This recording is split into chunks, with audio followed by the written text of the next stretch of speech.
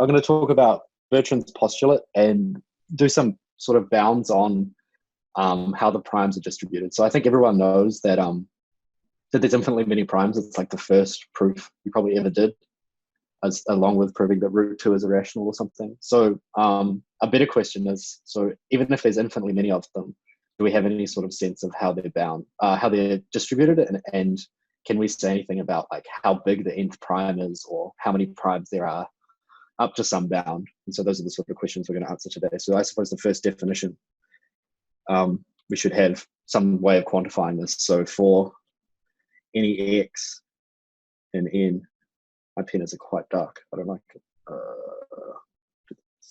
Any x in n, define pi of x to be the number of primes up to n, the number of primes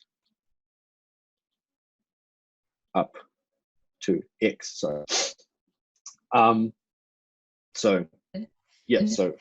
the number of p less than or equal x where p is a prime. So this is called the prime counting function, and it's been studied since like the 18th century. So a little bit of history, I suppose. Euler in 1762 conjectured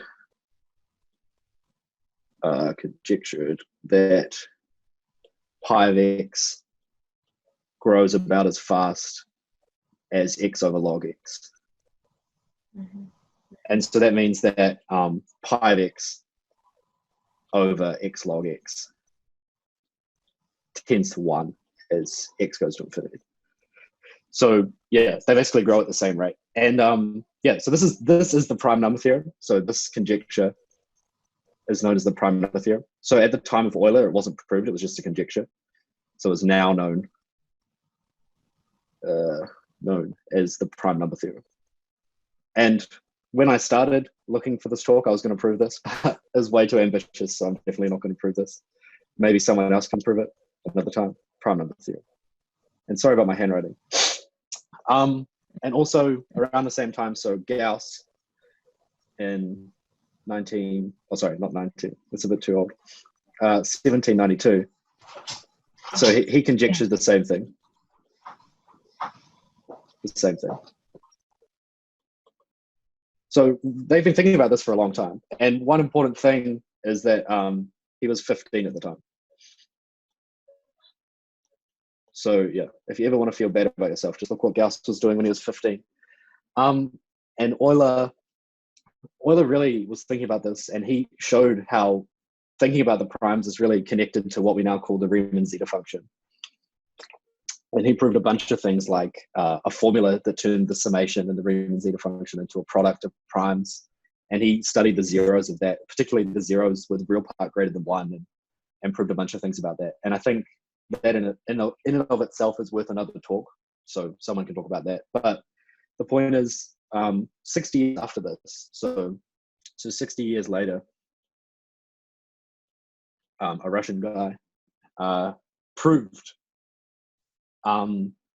something similar. So Shebyashev, and I don't know how to spell this off by heart. So Shebyashev proved, and I was going to also try and prove this, but it's also too hard for me, proved that there exists some constants,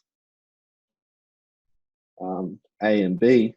And this isn't actually much harder than what I'll prove today. In fact, it sort of is in the same vein, but I think someone else should do it. So that A times x over log x is less than pi of x is less than B times x over log x. And he did this in, around 1860, around that time. And then further, and then Riemann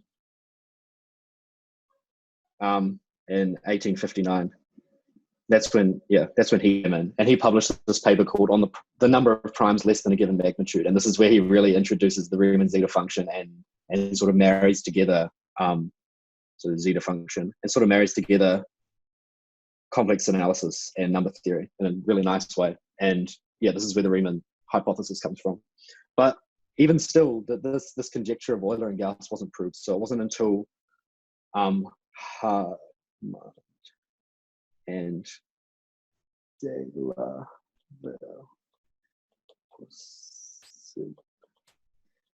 they proved it separately, but in the same year, so 1896.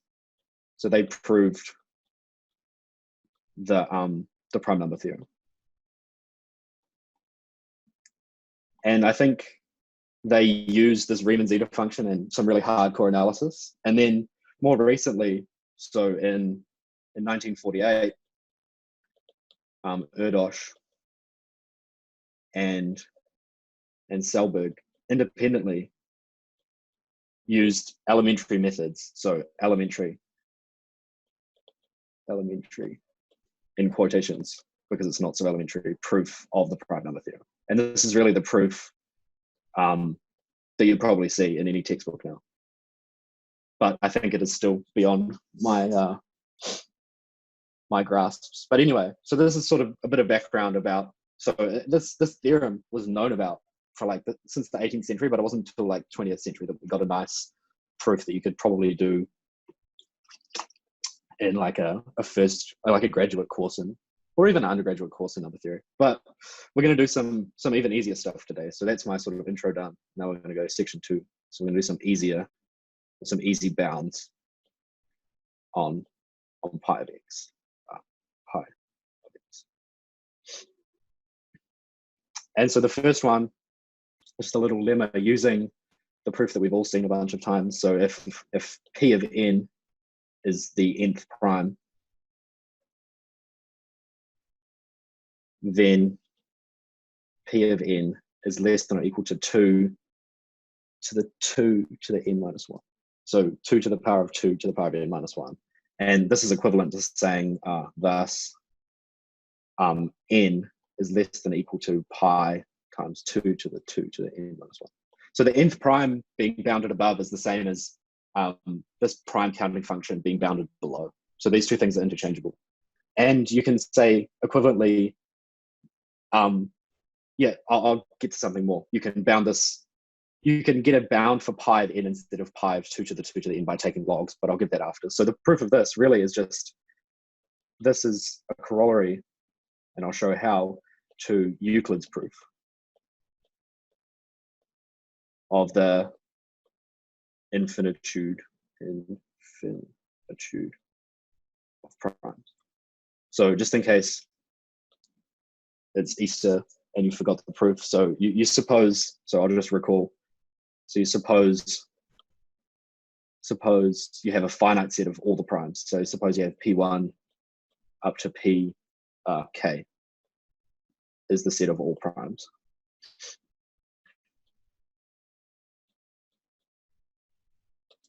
Then you consider,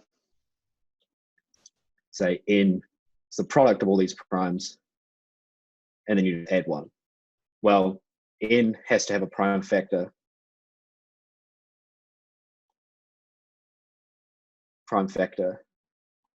And it is not divisible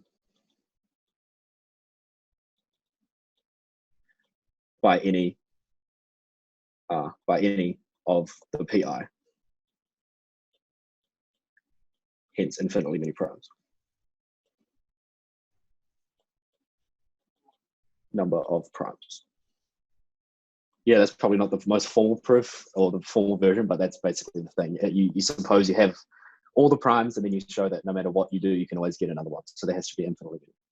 In particular, call the new prime factor pk plus 1. Then it's clear that pk plus 1 is less than or equal to n.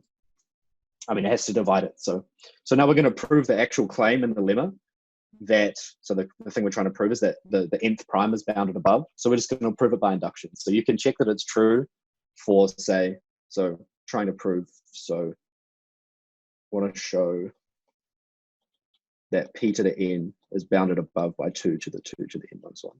So it's clear you can prove the base case pretty simply. Like p to the 1, the first prime is 2, that's bounded above by 2. The second prime is 3, that's bounded above by 4. So pretty easy. So base case is trivial. So the next step, so suppose it's true. suppose P1 is less than or equal to 2, P2 less than or equal 2 to the 2, up to Pk is less than or equal to 2 to the 2 to the k minus 1. Then from above, Pk plus 1, that's less than or equal to n, but that's equal to the product of all of these things, Pk plus 1. But what is this product? Well, that's the same as saying it's less than or equal to. Now, all of these p's are bounded, right, from the thing above. They're all bounded by 2 to the whatever. So this is bounded above by 2 to the 0 plus 2 to the 1 plus 2 to the k minus 1. Right? And now we just look at this whole summation. So 2 to the 0 plus 2 to the 1 plus 2 to the k minus 1. That's equal to 2k minus 1. And that's less than 2k. Hence, Pk plus 1 is less than or equal to 2 to the 2k. Make that clear, to the 2k, as required. So we have the induction. Okay, so now it seems like we're in business, right? We have, we've shown that the nth prime is bounded above by something, and now let's actually check it. So we have a bound. So now let n equal 5. P5, the fifth prime, is 11. But what is this bound? So 5 is less than or equal to 2 to the 2 to the 4. That's 2 to the 16. That's 6, 5, 5, 3, 6. So this bound sucks. This bound is really, really bad. There's not really, we haven't really done anything. I mean, for low primes, it's really bad, but in general, at least we had some bound. But yeah, it's not that great. And in fact, Euler already knew that this was bad, and he had a better version, which I'll prove in a second. So I claimed something else. I claimed that n was less than or equal to pi times 2 to the 2 to the n minus 1. This is equivalent to saying that p to the n is less than or equal to 2 to the 2 to the n minus 1.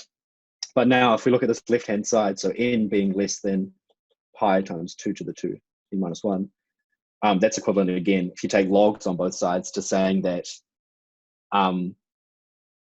log base 2 of log base 2 of x of n, is less than or equal to pi of n. So now we also have a lower bound, but a lower bound on the number of primes up to n. But again, it's not a good bound at all. And this lower bound, Euler already had a better one, so we have a theorem. And it was at this point when I was doing this presentation that I realized I don't want to do any analysis. So that's why I sort of changed the direction. So let x be an n.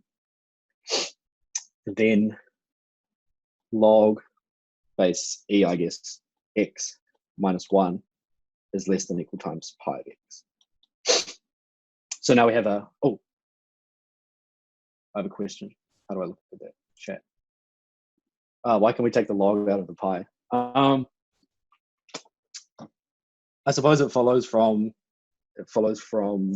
this instead.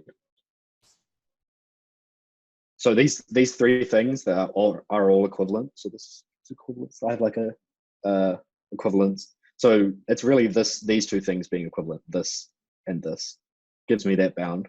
I just used all three of those interchangeably. So yeah, I take logs here, and then I apply, so log here, and then use this definition here. I hope that made sense. Maybe I can. Did that help? Okay. Yeah. So Euler already had a better lower bound in like the 1700s. So let's give a proof of this. Okay. So now we need some rinky-dink function. So denote m of x to be the set of all natural numbers where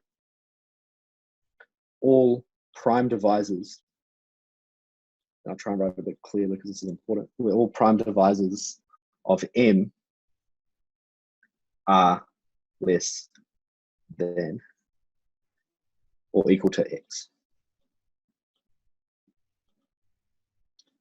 So it's not necessarily that an element of m of x is less than or equal to x, but all of its prime divisors are. So m of 2, for example, is going to contain all the powers. Yeah, it's going to contain all powers of 2, for example. Okay. Yeah, so now I'm just going to do some bounds. So log x is less than, and I think you do this in, I don't know, 108 or something, less than the sum of 1 over m from m equals 1 to x. But now summing, like I just said, this m of x, this big M of x, doesn't necessarily, everything in it isn't less than or equal to x. So this whole thing is now less than or equal to summing elements in m of x times 1 over n. But now everything in m of x, all of it is made up of primes, all of which are less than or equal to x. So I can rewrite every element in m as a product of primes that are less than or equal to x. And now you have to trust me that this thing converges. So what I'm really saying is that I can write this as like a sum times a product of 1 over pj, where p prime and p less than x. So I can rewrite the 1 over m, every element of m of x, I can write as a product of primes that are less than x. And now this thing converges absolutely. This is where I decided I didn't want to do analysis. So this thing converges absolutely. So I can swap around the summation and the product. So now this is equal to the product of primes, p less than or equal to x, times the summation of j greater than or equal to 0, 1 over p to the j. And now we know what the summation is on the right-hand side. The summation of 1 over p to the something, we can just write that as product p prime, p less than or equal to x, times p minus 1. And now counting, if I'm doing the product of all the primes less than or equal to x, I can index that using my prime counting function. So going k equals 1 up to little pi of x. So now it's exactly the same thing, but I'm just going over I'm just going to index the primes by p of x. So pk over pk minus 1. And now I'm going to put an inequality and then explain it. And then I'm going to finish the proof. So this is less than or equal to doing the product k equals 1 pi of x. And now just replacing the pk's in a way that I'll explain in a second.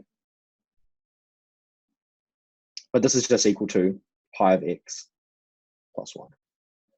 So now we have log x less than or equal pi of x plus 1, and that gives us the proof. But the last inequality, this follows from the fact that x over x minus 1 is the same as writing 1 plus 1 over x minus 1, and the fact that the kth prime is larger than k plus 1. At least, like, that makes sense. Like, the kth prime has to be bigger than the kth number, at least. Yeah. Okay, so now we have, all in all, we have that log x minus 1 is a lower bound for the number of primes up to x. And in particular, doing the whole swapping backwards and forwards, we have that so this is the same as saying that the nth prime, or the xth prime, whatever, the nth prime is less than or equal to e to the n plus 1. Because I just rearrange it to log x less than or equal pi of x plus 1. And then remember, doing a lower bound on pi of x is the same as bounding above the nth prime. So yeah. And so yeah, there's a technical fact that I said. So this converges absolutely. And yeah, you can prove this, but you need the Riemann zeta function to do it, and you need to use Euler's product version of the Riemann zeta function. And yeah, I looked at the proof, but once I saw it, I really didn't want to do any analysis, so I decided to go in a different direction. But yeah, so now we have quite an okay bound both on the size of the nth prime and on this prime counting function. So yeah, it's decent, but we can definitely do better. And I think someone else should do the prime number theorem or Chebyshev's theorem in maybe the next few weeks. But instead, I'm going to move on to proving a different theorem. I'm going to prove Bertrand's postulate, so number 3. So some slightly harder bounds and Bertrand's postulate.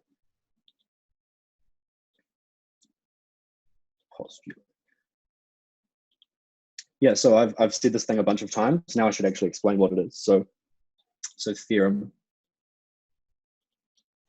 So Bertrand's postulate.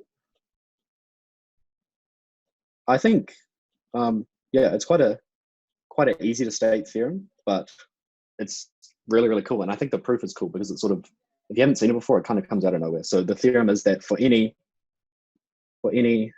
n in n, there is a prime p that satisfies or satisfying n is less than p is less than equal to n. So I can always find a prime between a number and twice the number. And you can check this by hand for the first few. And in fact, part of the proof will be doing this. But yeah, sort of these number theory proofs get to a point where, okay, I can prove it pretty easily. And I think this misleads a lot of people, probably like in a proofs course, if you gave this to students like in 120 or something, they'd be like, oh yeah, this is true because I can do it for the first 10 primes or something, or the first 10 integers. But yeah, this is the hard part in these number theory proofs. Like, when do I stop just giving examples and when do I actually give a proof? So yeah, we're going to try and prove this, hopefully. And it's weird that the main ingredient, I can't spell ingredient to this proof is the binomial coefficient.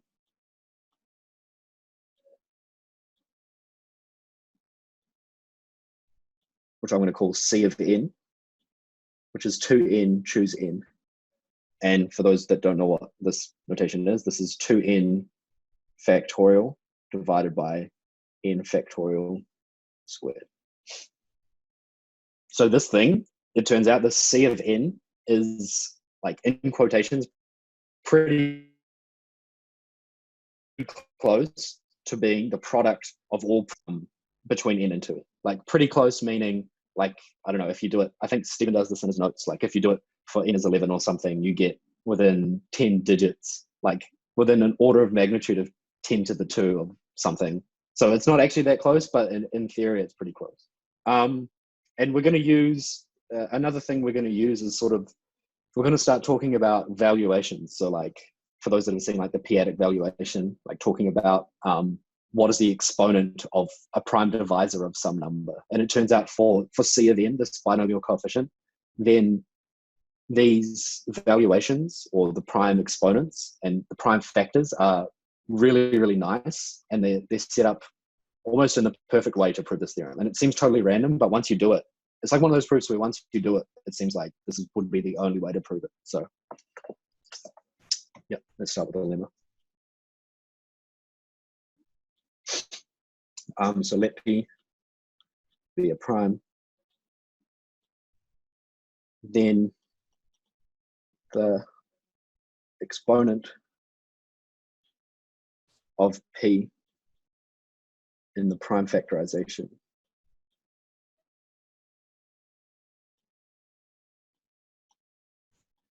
of n factorial is the sum j greater than or equal 1 of n over p to the j, the floor of that. So the floor means the largest integer less than this quantity. This might not be an integer in general. And we denote this quantity.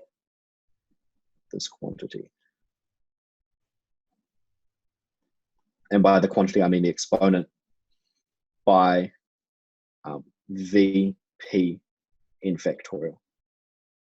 And it's called, and call it the valuation of in factorial at P. And you can swap out any integer. Oh, you can swap out, yeah, any integer for n factorial and call it the valuation of that. But this formula only works for n factorial. And this proof, I suppose this lemma is called Legendre's theorem. And it's one of those things that, like, I think your own would just tell you is trivial, and probably some people would tell you it's trivial. So it's hard to like give a full proof of the fact other than just saying there are exactly in the floor of n over p integers below n that contribute a factor of p. So remember, yeah, I should recall n factorial is equal to 1 times 2 times n minus 1 times n. So this n over p floor is really just counting the number of times p is going to contribute in this product. And then, okay, now I've factored out all of the p's, but now I'm going to have some p squares left over. So of these factors, exactly n over p squared, for the same reason, contribute another factor of p. So a square, another factor of p, and so on and so forth. Similarly, n over p cubed, 4 of that. So I get rid of all the squares doing this, and now I just have to look at the cubes and above. I do this, and then the fourths, and then the whatever, and eventually I'm done. And this really does count everything. I just have to sum them all up, and that's going to be exactly how many times p is inside this factorization. So it's it. So it's one of those things that, yeah, this is the proof. There's probably a nicer way, and you should just really check this yourself, like go through and convince yourself. But this is it. So in particular, so furthermore, if p to the k is bigger than n, then you don't contribute anything. So n over p to the k equals 0. Because remember, n factorial is the product of the numbers up to n. So if your prime power is bigger than n, it's not going to be in there. So this thing is going to be 0. And this will be important for later.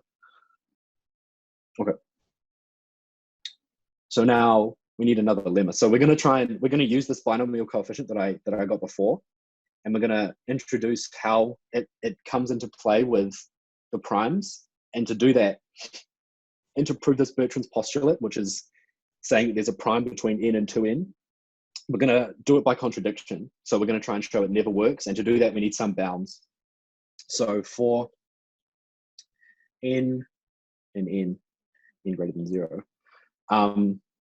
we have Cn is bounded below by 4 to the n over 2 times n. And remember, so just recall that C to the n is this binomial coefficient, which is 2n factorial and factorial squared. Is everyone following so far? Sorry, I don't know if I'm going too fast or not. Yep. Just, maybe. Yep. Okay. All right. Okay, cool. So so we're going to establish a lower bound on this binomial coefficient. It might not be so clear how this is going to help at the moment, but this binomial coefficient will become very close to the product, like I said, of all the primes up to n, and then it will become clear. So the proof is 1 line or 2. So remember, 4 to the n, that's 1 plus 1 or 2 to the 2n. But remember the sum 1 plus 1, if you remember the binomial theorem, this is the sum of the binomial coefficients up to the power, which is 2n of 2n choose k. Okay, and now the first one is going to just be 2. So I bring out that. And I do the sum from k equals 0 to 2 to the n minus 1. So I've just taken out the largest one, and I go to k. And now all of these are going to be smaller than this whole thing is less than or equal to 2. Every term in the summation on the right-hand side, this thing, is going to be less than taking the middle binomial coefficient 2 to the n minus 1 times. So this is less than or equal to just taking the largest thing, the amount of times that are in the summation. So 2 to the n, choose n. Remember the middle binomial coefficient in a row, and like, what's the thing called? I forget the name. The magic triangle or whatever. The middle coefficient is always bigger than the rest. And so if I just take the biggest thing in the summation, the amount of times I do the summation, then yeah, this is definitely an upper bound. And this whole thing, if I just actually expand what this is going to be less than 2 to the 2 times n times 2 to the n. So this is actually a really bad upper bound, like a bad lower bound, because this inequality here is not sharp at all. Like, yeah. Okay, so hence 4 to the n over 2n is less than 2. Cool. I mean, it is sharp for low, like small n, like picking n equals 1 or something. But I mean, for large n, this isn't ever going to be like an equality. Okay. And so, yeah, the point of this Bertrand's postulate is that it is like quite elementary. Like all of the proofs are really just going to be either this thing contains this number of primes or something along the lines of just working with binomial coefficients. So I think it's really quite a neat proof that, yeah, you don't really need a lot of machinery. You just need to understand what you have in quite a in-depth way, which is kind of nice. So now one more lemma. Actually, I think I need 2 more lemmas. Now we're going to show that, okay, we looked up here at the prime factorization of n factorial. But remember, our binomial coefficient is 2 to the n factorial over n factorial squared. So we want to look at the prime factorization of this c to the n and think about what primes or what prime powers are in that prime factorization. So that's where our next lemma is coming from. So for any integer, for any natural number n, none of the prime powers, and I'll explain what that means, none of the prime powers in the prime factorization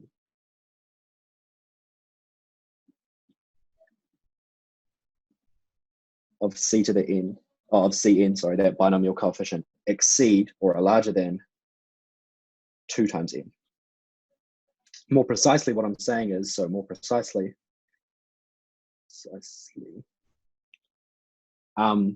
p, for any prime p in the prime factorization, p times its valuation in c of n is less than or equal 2 to the n, or 2n for all p that divide c.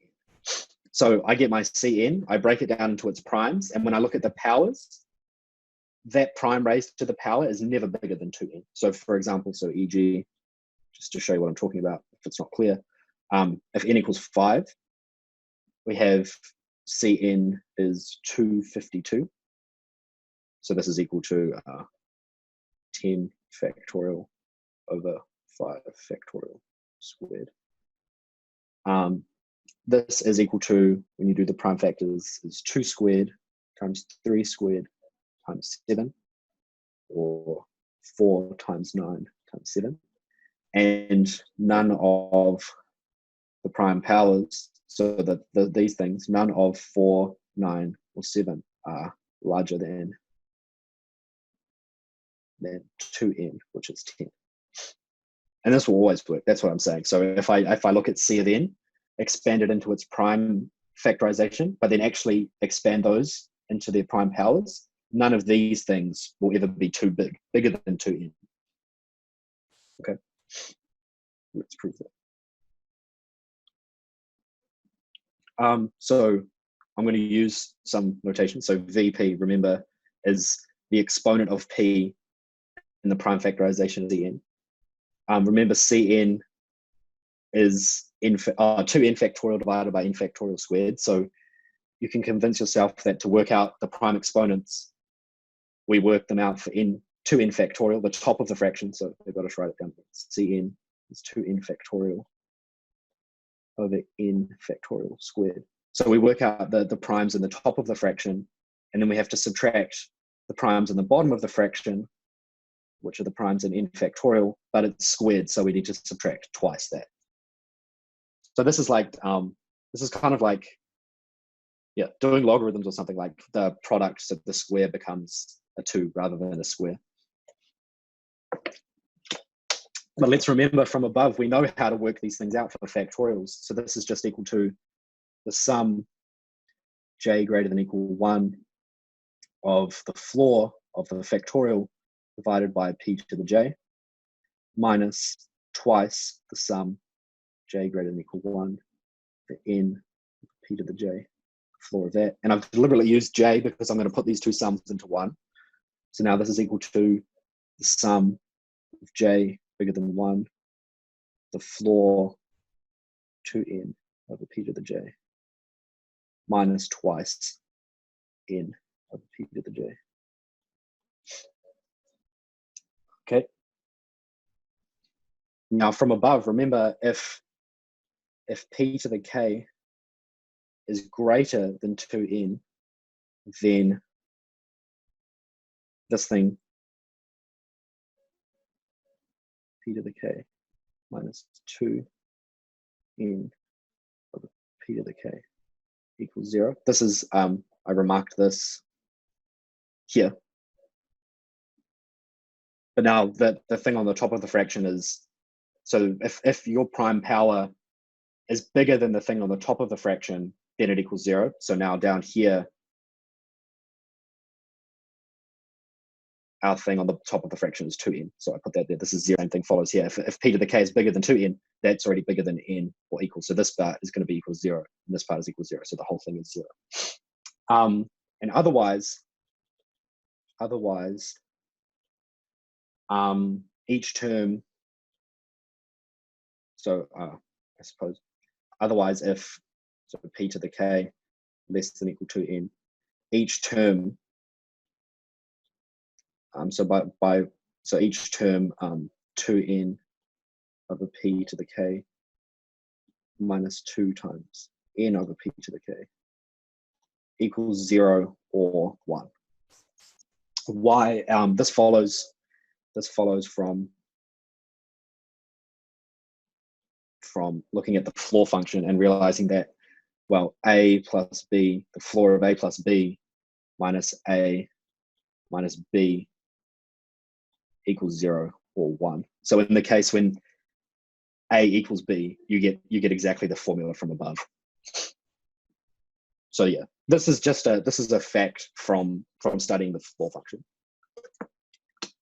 And so hence, if each thing less than 2 to the n contributes at most 0 or 1, hence the entire sum vp of c to the n, because remember this sum is just a bunch of things that look like this, and the things that are bigger than 2 to the n contribute nothing, the things that are less than 2n contribute 0 or 1, so the whole sum is less than equal times 2 to the n. Because the number of summations, well, it only matters up to 2 times n, and each part only contributes 0 or 1. So the whole valuation is either 0 or 1. Sorry, that's not what I wanted to write. I wanted to write, hence VP is such that, that was kind of it, sorry, such that P times VP Cn is less than equal to 2 to the n. It's the largest integer such that this is, yeah, this is exactly the thing we wanted to show. Sorry, I got a bit confused there. Yep, that's what I wanted to show. It can never be bigger than 2n, otherwise it's not contributing enough. Okay. Okay, so now we've shown that the prime factorization, the prime powers never get too big. They never get above 2 times n. And now we want to specialize further and look at primes in a certain range and show that they never appear. So in particular, what I'm going to show is that,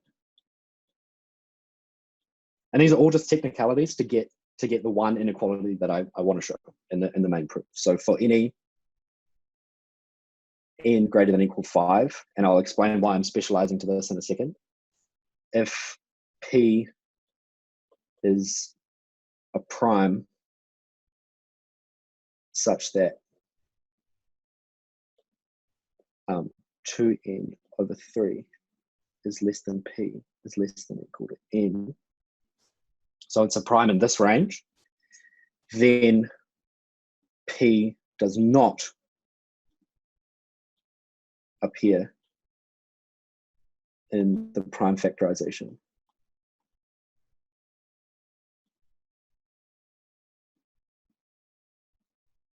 of our binomial coefficient, c to the n. So not only are the prime factors or the prime powers bounded above, the primes in this particular range, they don't show up at all. So now we're really restricting which primes can actually appear in the prime factorization of this. So let's see a proof. So if p is in this range,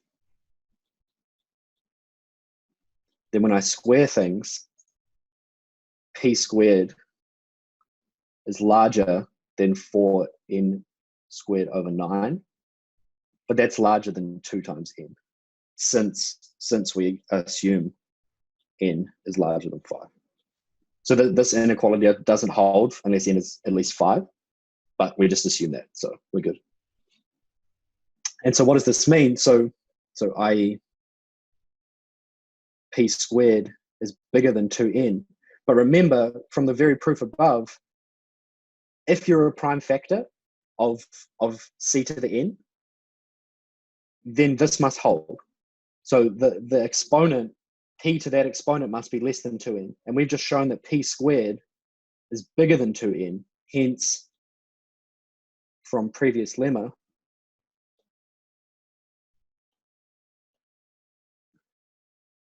p appears as at most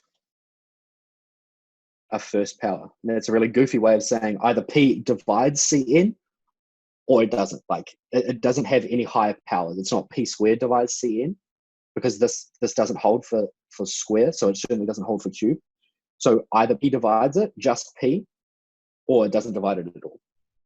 So now we want to show that it doesn't divide it at all. So furthermore,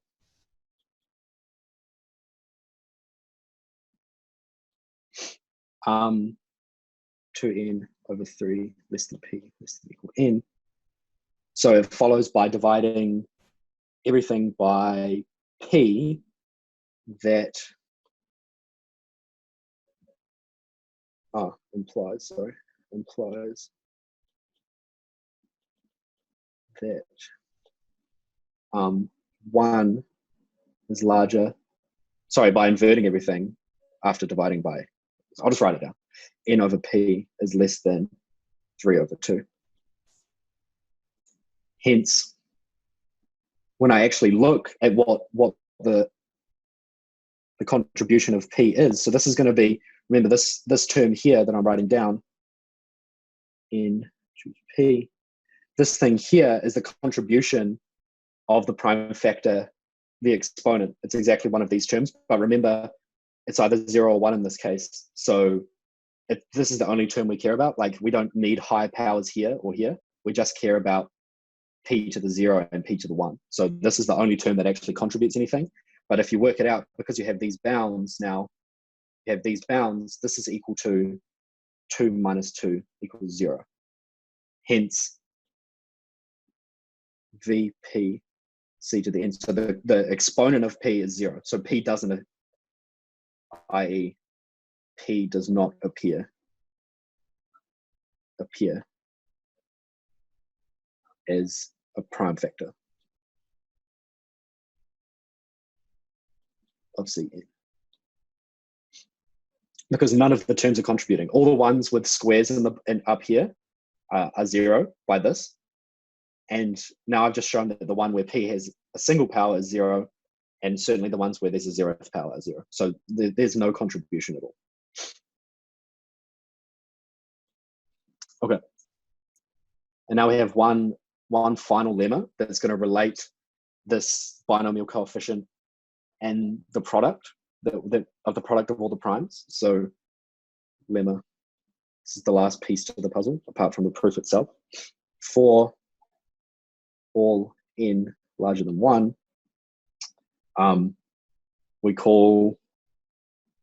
we have, I can't write Greek letters, so I'm just going to write Z.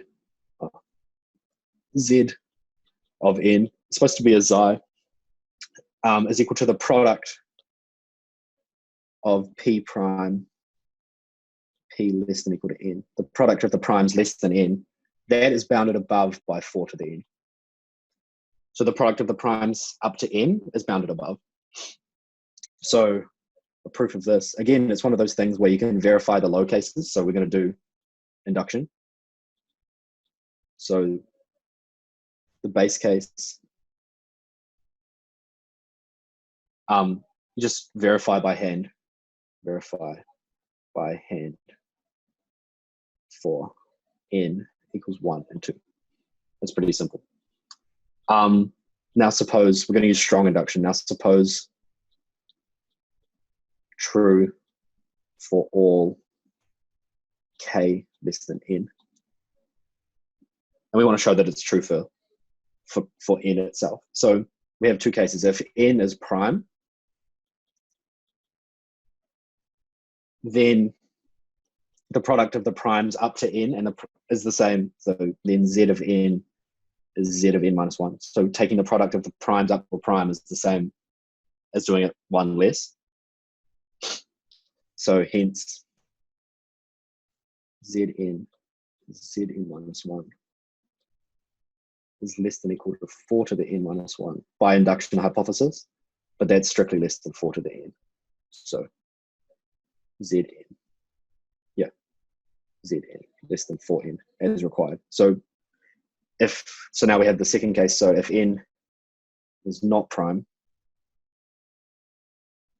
then since we did our base cases for n equals 1 and 2, then we may assume n is odd. So n is 2m plus 1. In particular, it seems kind of stupid to write, but m is less than n. Whatever we write, if n is 2 times n plus 1, then m is less than n. Seems dumb, but we'll need it because we're going to use induction. So now we have the following inequalities. So back to binomial coefficients. So 2 to the m plus 1, choose m.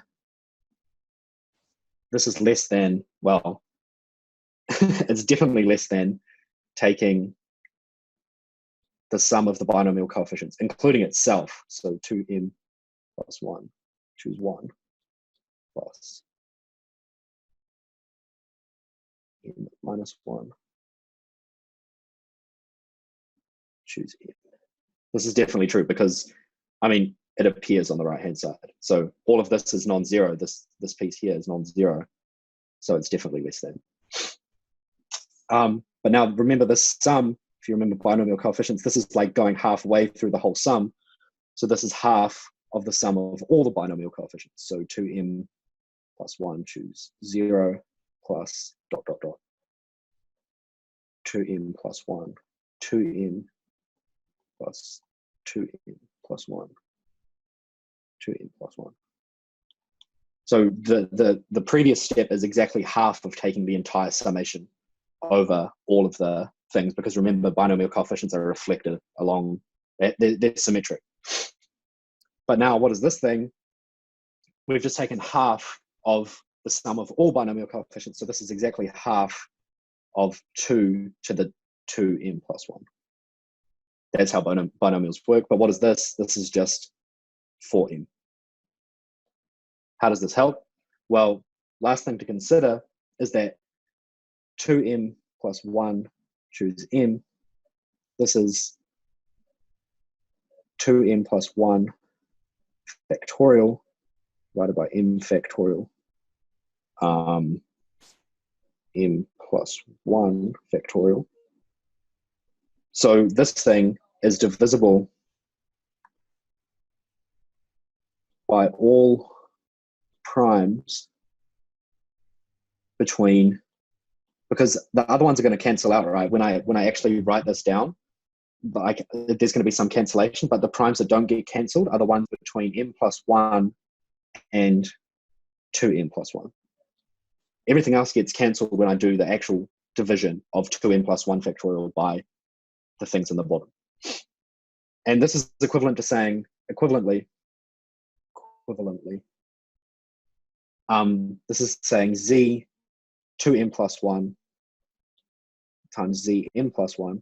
So remember, this is the product, the bottom is the product of all primes up to n plus 1. The top is product of all primes up to 2n plus 1. So when I divide them, I get exactly the ones between n plus 1 and 2n plus 1. And so that's saying that this thing divides 2n plus 1. N plus 1. Sorry, n. So hence, remember we just bounded this thing by 4n. So that means that z of 2n plus 1 over z of n plus 1 is certainly less than 4 times n, because n plus 1 choose m is. But now by induction, we know that zn plus 1 is less than 4 to the n plus 1, because we did strong induction. Since n plus 1 is less than n, then z to the n, the thing we're trying to prove, well, remember we wrote z as, n is 2n plus 1. That's less than, 4m, using this equation, 4m times zn plus 1. That whole thing is 4m times 4m plus 1. But what's that? That's exactly 4 times 2n plus 1. But 2n plus 1 is n, so that's 4n. Hence, zn less than 4n, as required. So that's quite a neat thing. So we've shown that the product of all primes less than n is bounded above by 4n. Okay, now we can actually prove. So I'll just write it down once more. We can use all our lemmas to prove Bertrand's postulate.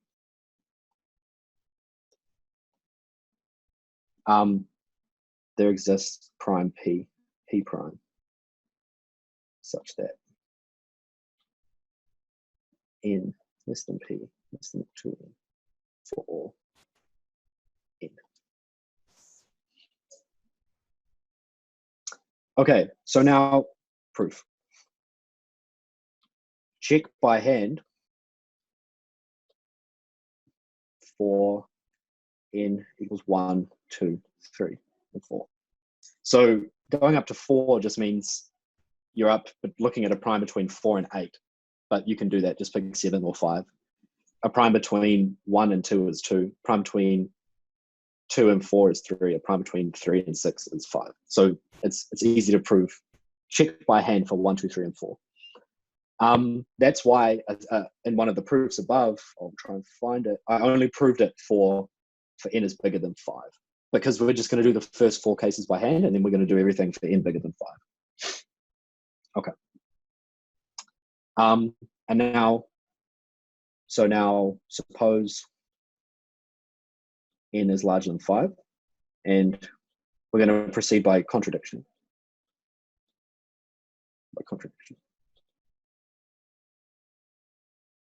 So suppose there's no prime between n and 2n for some n.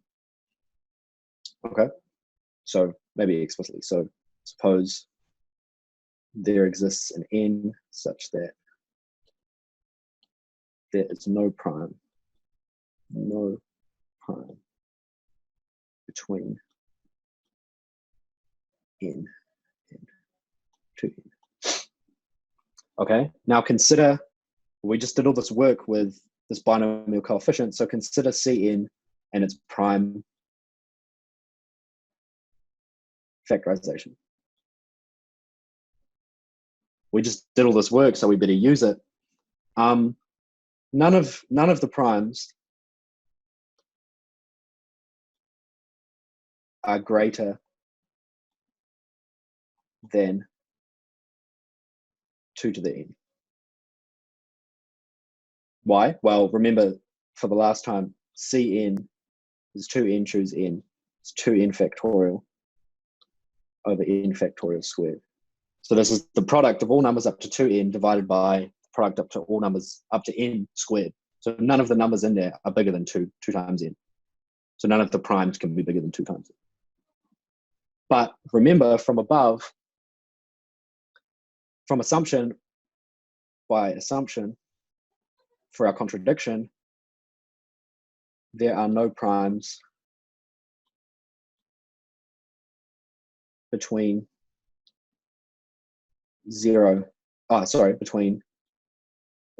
between n and 2n.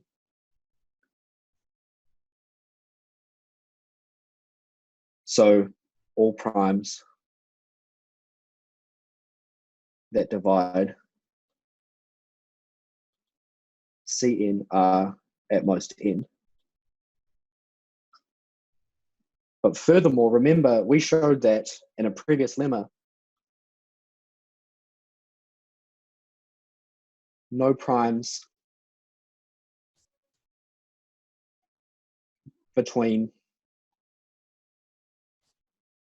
2n over 3 and n divide Cn.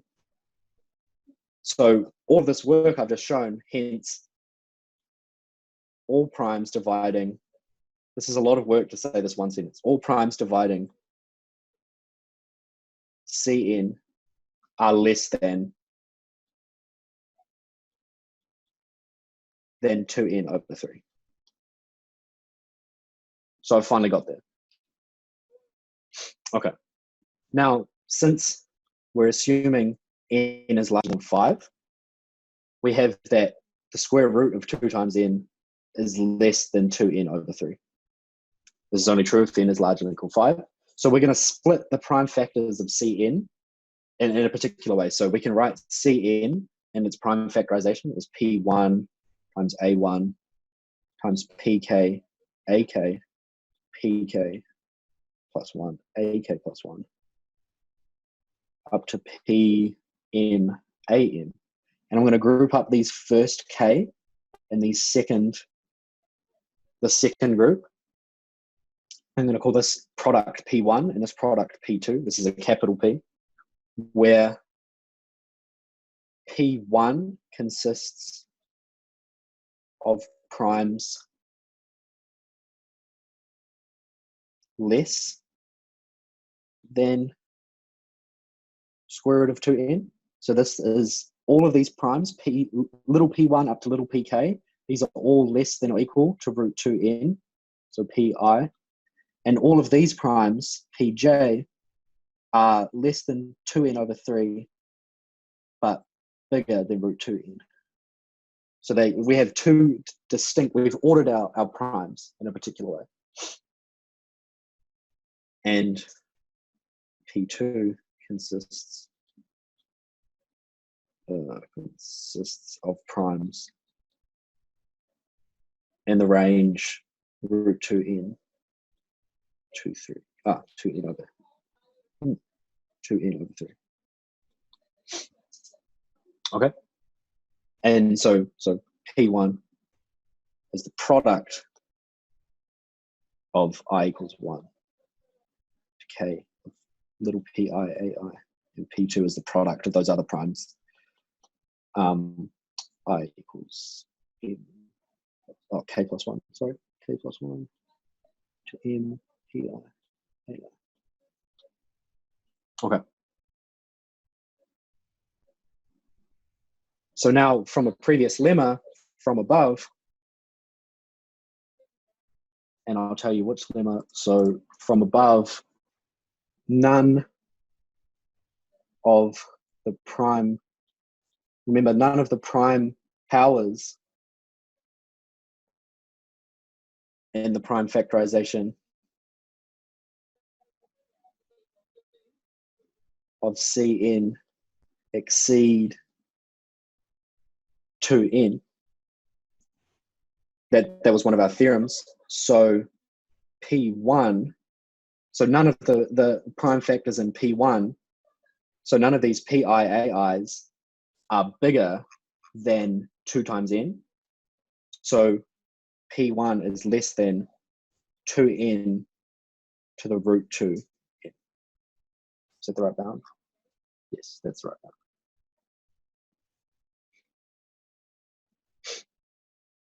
Because each of them are less than root 2n. So this we have this bound on the product of them all. And similarly, by construction,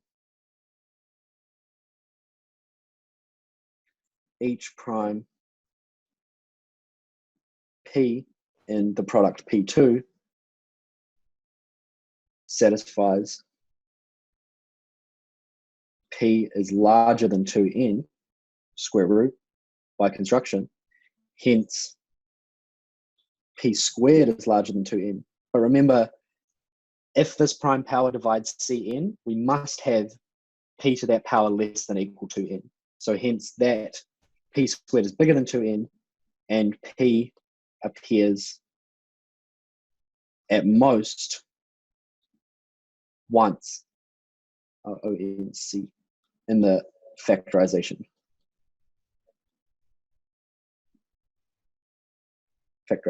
of C to the n.